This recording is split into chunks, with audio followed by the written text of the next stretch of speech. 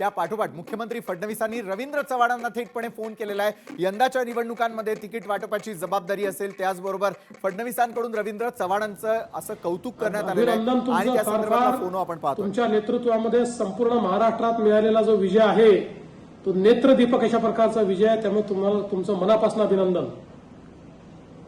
Yes yes yes. आता तुम्ही कुठे आहे सध्या? प्रदेश भाजपला ना? हा यस यस, येतो येतो तिकडे, आम्ही थोड्या वेळाने येतो। चला, खूप शुभेच्छा तुम्हाला। माननीय अध्यक्ष महोदय रवींद्र चव्हाण साहेब, अभिनंदन तुमचं फार फार।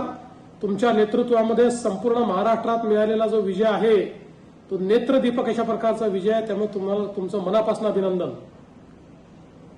Yes yes yes. आता तुम्ही कुठे आहे सध्या?